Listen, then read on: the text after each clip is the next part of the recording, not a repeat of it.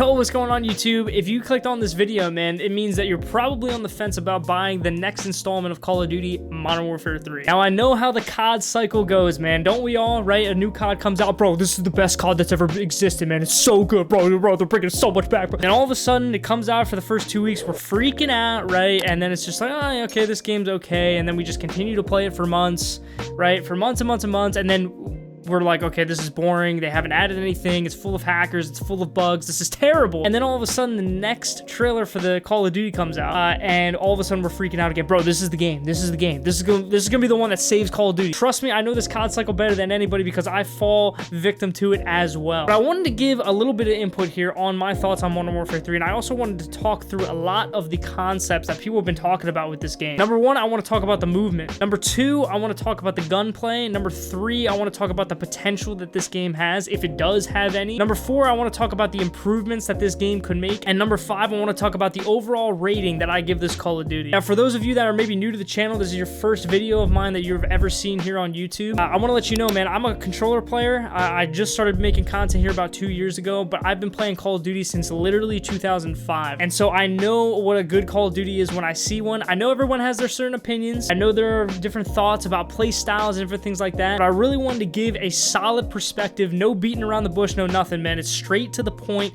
about this new Call of Duty, especially for the type of player that I am. We're going to talk about all this. Let's get right into it. All right, so number one, getting right into it, man, the movement. Now, I know this has been a big thing that everybody's been talking about with this new game, man. The movement's back, right? They added slide canceling back in. We got to really take a deep dive into the movement here. Now, I know they added back slide canceling. I know that's a big mechanic. In fact, Sledgehammer Games has actually been marketing this game basically on the fact that it has movement again. Now, this is very interesting because we all know that Modern Warfare 2, the past Call of Duty, had literally no movement at all. When I say that, I mean not fluid movement. You couldn't really put anything into combos. You couldn't really finesse people. You couldn't outplay your opponents, and it just led to really slow, clunky, and kind of felt like you were just moving through the mud gameplay. Now, in this Call of Duty, I gotta say, man, when I played the beta, I was actually very surprised by how fluid the movement was. Now, let me tell you, slide canceling is back. Bunny hopping is not back. Now, I know a lot of people may be upset about the fact that bunny hopping is not back, but honestly, I didn't really notice it too much. I guess maybe I'm so used to MWIII's mechanics and movement that, like, I just didn't care at this point. It's like, whatever. But I am super happy about the fact that slide canceling is back, so much so to the fact that you can actually outplay opponents. So I found myself being able to slide around corners, being able to check areas very quickly, shoulder a corner and kind of see if there's enemies on the other side. And if there are, I'm able to kind of go behind cover and then pop back out and use that slide cancel to my advantage to actually defeat my opponents. With that being said, man, I do want to point out that slide canceling in this game, at least in my opinion and from what I have seen, is not the same as it was in Warzone 1. Now, I know everybody in the old Warzone, that was like the main thing, man. Slide canceling was like the biggest mechanic. But in Warzone 1, it had the ability to actually break your camera. So let's talk about that for a second. Basically, by breaking the opponent's camera, that basically means that when you pop out around a corner and you are slide canceling and utilizing these mechanics that maybe weren't originally intended in the game, such as slide canceling, the enemy is only able to see it at a certain rate, at a certain time frame. So it looks different than how you're actually being able to see it and use it in real time. When I slide around a corner, I'm slide canceling. I'm basically breaking your camera. That's where that term came from.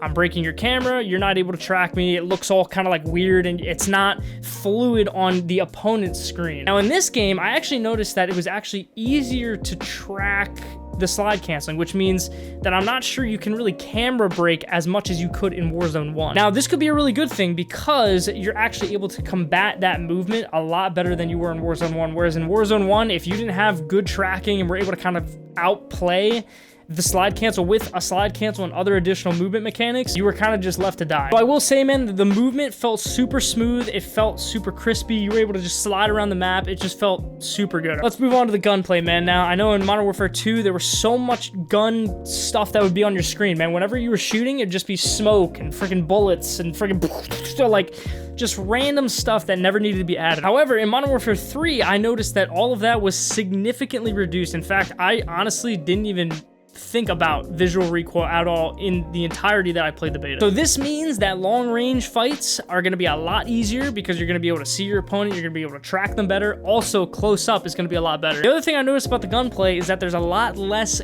gun sweat. In Modern Warfare 2, whenever you were jumping around or moving around corners, your gun would bob up and down and it would just be like you're getting motion sickness. It's like you're on a boat. In Modern Warfare 3, I felt like the gunplay was actually very very smooth. There wasn't a lot of gun kick, gun sway. Number 3, I want to go into the potential of this game. If you click this video, man, and you're on the fence about buying Modern Warfare 3, you really got to understand something. There are 2 types of players in the COD community, at least from what I see. There's probably a lot more, but let's just get into it, all right? The first player is the casual player. This is the type of player that gets home on a Monday, Tuesday night after work, plays the game for a couple hours, just wants to hop on, have a good time with friends, doesn't want to go super try-hard mode. The other type of player in this game are the absolute sweats of Call of Duty. You know them, I know them. In fact, I probably am one. Now, if you are a casual player, I will say, man, it's going to be a little bit more of a harder year for you than it was in Modern Warfare 2, simply because there's more movement mechanics, there's going to be more things to learn, more things to basically combat. However, if you are a sweat player and play super aggressively, you want to master the mechanics, you want to become the best COD player that you possibly can be, this year's going to be a lot of fun. For me, myself, I felt like this was super fun. It felt like that arcade, old style type of Call of Duty that we all kind of loved and enjoyed growing up. And so for me, I think the potential really falls back on the player and the viewer. Again, if you're an aggressive player,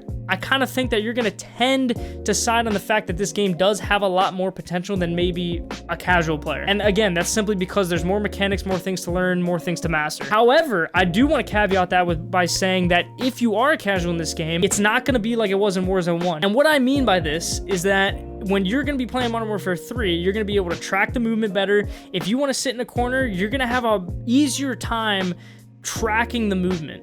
Your camera's not necessarily going to be broken, leaving you there completely speechless with tracking. So I really do think this game has a decent balance between catering to those who really want to sweat and master the mechanics, and also catering to those that just kind of want to go and play the game casually. Number 4, I want to talk about improvements. Now, I think a lot could be improved with this game, but I'm just going to list a couple that I think the community has just been well aware of at this point from just other creators and everything like that. Number 1, TTK. Felt really weird. Some guns kill really fast, other guns kill really slow. I think they need to kind of normalize it or do something to just standardize it as a whole. It's weird. The second thing is spawns. I think the spawns are super freaking weird, bro. People were spawning to my left, my right, behind me, in front of me. Like, I didn't know where they were at times. It was really weird. They need to fix that. I also think that they do need to add a little bit more originality into the game structure. And what I mean by that is this game feels like Modern Warfare 2 with just new guns, a couple new maps, and movement. That's literally it. And so what I really like to see is just something that's unique to Modern Warfare 3. Add new kill streaks, add new animations for the kill streaks, add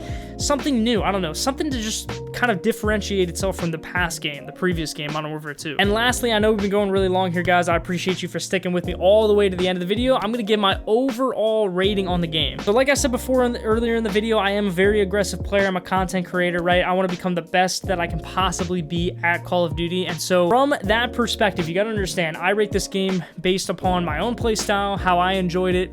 Obviously, everyone's going to have their own opinions on it. I personally rate this game so far as an 8.5 out of 10.